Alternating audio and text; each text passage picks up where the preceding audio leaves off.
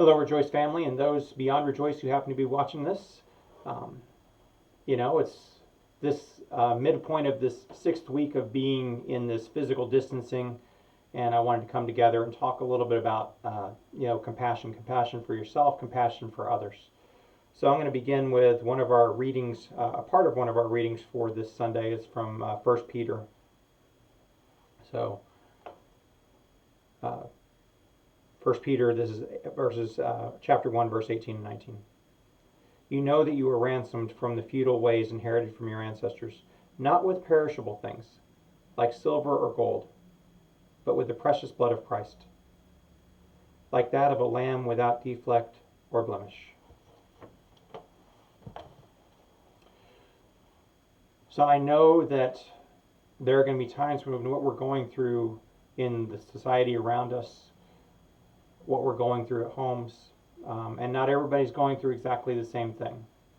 Some of us are having to deal with physical or emotional or economic problems on top of everything else. But I think we need to be able to say that the thing that we are going through, whatever the individual pieces of it, the thing that we are going through is hard.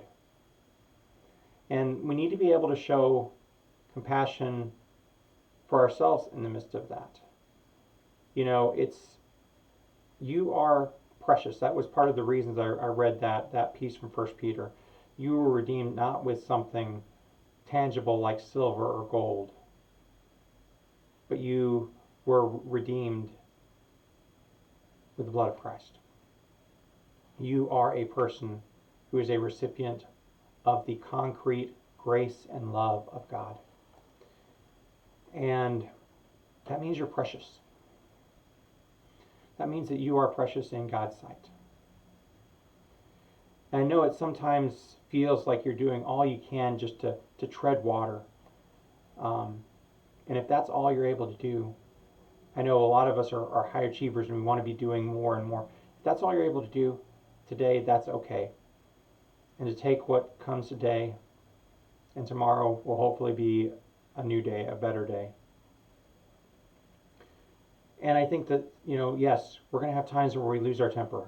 We're going to have times where we're not the people we want to necessarily be all the time. That's where we need forgiveness. We need forgiveness not only from God, but from one another. So first I want to be able to invite you to extend compassion to yourself. And I think it's often far harder to be compassionate to ourselves than it is to other people. Often we're far harsher on our own selves than we would be we would say things to ourselves that we would never say to somebody else. So talk to yourself like you would talk to a friend, to someone you respect. But I think it's also important in this time to be able to show compassion to others. And I know that can be hard sometimes. I know that especially in this time where we are distanced physically, it's very easy to go on to social media and things like that. And if your social media feeds are anything like mine, there are times where you feel the blood begin to boil within you of, how can people do and say really stupid things? And we try and make simple that which is complex sometimes.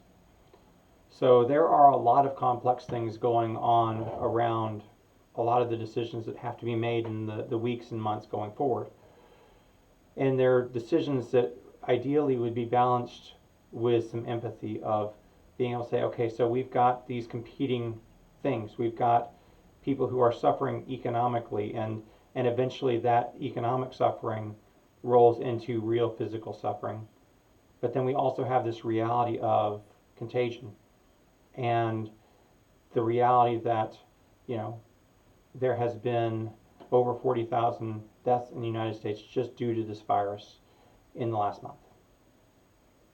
And while many people may not know somebody personally affected by it, many people do. And so sometimes I think that we get into these all or nothing type things, and there is a strand of thinking out there that um, I have real struggles with sometimes. And again, it's the the strand where, well, we're willing to sacrifice this number to do this. And I go back to the reality that for me, um, you are precious. Whether it's the people in my congregation, and I don't know that you always realize that, but each one of you is precious to me, each in your own way. Um, whether it's the people who I encounter throughout my walk, people in my neighborhood, the people um, who bag my groceries or cut my hair or do things like that. I mean, there are people I have connections with because the reality is I try to see them, I try to notice them. And I also, again, I work with a number of people who are very vulnerable to this particular disease. Um, and and so there is this reality that, yes, you are precious. I can understand some of the other arguments, but I know at least the way I make decisions, that always comes first. That if I can do something to protect the health, the well-being of those who I am responsible for, then I'm going to do that. And to show compassion. So the word compassion is a combination of two words. What it literally means is to suffer with, to be willing to suffer with, to be willing to be in this together with you. That is the picture that we have of God, a God who is compassionate, a God who suffers with us. I think that sometimes we get into, in our culture, this picture of a God who causes us to suffer. But at least our tradition really has much more this witness of a God who, instead of being just external and causing and, kind of standing back aloof while suffering goes on, is a God who comes and engages with and suffers with, who walks through this time with us. And so as we go through this difficult time, and I don't know that this necessarily solves anything for anybody, but I hope it maybe gives a little perspective in this time of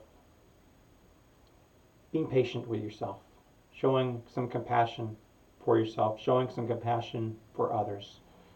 And as you continue your walk, know that each and every one of you continues in my thoughts and prayers. We are trying to do what we can to remain connected and to stay faithful to who we are as the body of Christ. So be compassionate for yourselves. Be compassionate for those around you. And we'll all get through this together.